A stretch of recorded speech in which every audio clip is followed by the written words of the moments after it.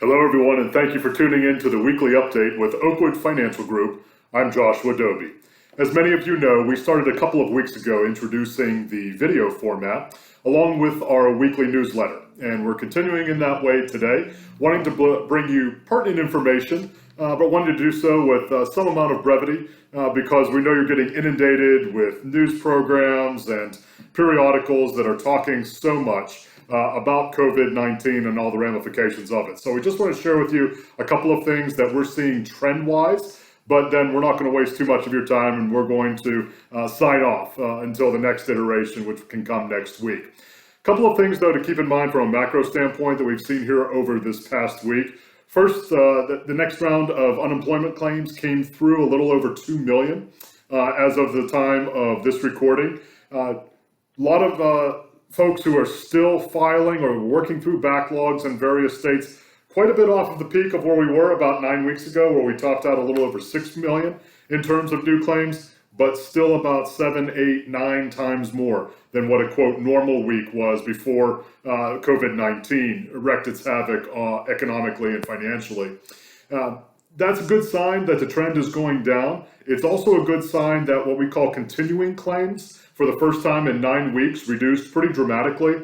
Went from 25 million continuing claims down to about 21 million of continuing claims. That means folks who are already receiving benefits as part of unemployment insurance. 4 million of those folks came off of the rolls. That tends to be a little bit of an erratic figure. That's not a trend line yet, but it was encouraging to see that, again, for the first time in a couple of months. Along with unemployment claims and folks, yes, still filing, but also on the other end of things, some folks coming off.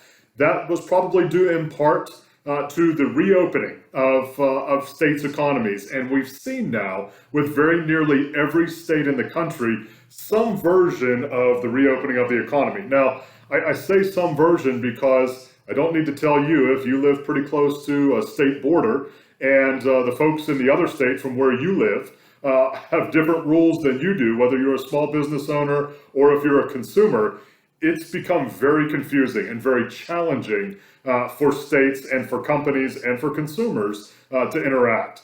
I think that's going to continue to be the case here for the next several months as we get kind of back up to the normal speed on things. But we also have to caveat that things can reverse and change as well. We don't know exactly what's going to happen. We're spending a lot of time on, of course, Zoom calls and other conference calls with money managers, with economists, as we're seeking to understand what it is that they see and coupling that with the data that we're studying as well. So we're going to continue to watch that, what that means for us economically. What we do know to be true is that for states that have opened for the largest number of weeks at this point, which are primarily in the western and southeastern parts of our country, those states have not been in a space where they have had to reclose their economies. Staying away from all the political aspects of that I know are very much a part of the conversation on our news programs and around the country right now. But the fact is that those states at this point have not had to reclose their economies. So that's been a very good sign as we're seeking again to put data points together about what comes next. As I mentioned to you during last week's video, there was a bill, it is a bill rather, that moved through the House of Representatives and went to the Senate as far as the next iteration of financial relief for both businesses and individuals countrywide are concerned. As I mentioned to you, that bill amount went through the House at $3 trillion.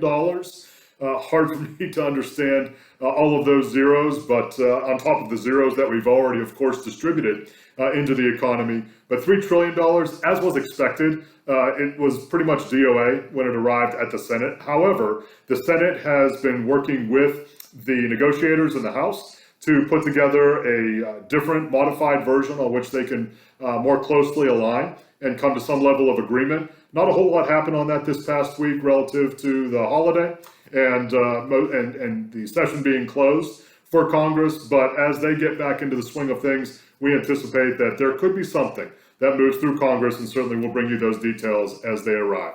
From a market standpoint, frankly, this week has been relatively predictable. And when I say predictable, not because we can tell in a given day whether the market is going to go up and down, but we monitor very closely the kinds of movements that are made in the market in terms of volume, not only in terms of dollars, but in terms of number of trades, where those trades take place, which sectors, which style of companies. Are there hot trades, cold trades? Are there cycle rotations between different styles of investment, and then between different asset classes, whether it's between long equities, gold, or the long treasury? Again, as far as this week is concerned, pretty much, dare I say, a little bit normal. And that was good to see. Now we need to put some additional things together because we're going through earnings season right now. And as I've mentioned to you several times during this time of COVID-19, the earnings outlook for very nearly, well, I wouldn't say all, but very nearly all companies has been thrown into a proverbial blender.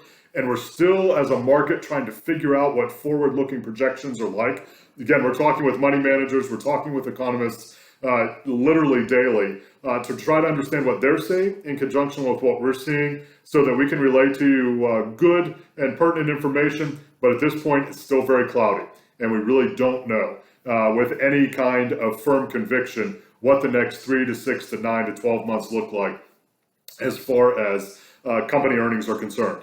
But we'll continue to share that with you, and as we have it, and certainly, as I've mentioned previously, please, at any time, please always feel free to send an email, call us here at Oakwood. We always enjoy hearing from you, always enjoy chatting about what's going on in the world around us, certainly from a financial, economic standpoint and relative to your portfolio, but we also just plain enjoy hearing from you and hearing about the things that are happening in your end of the world as we work through this quite historic time of COVID-19.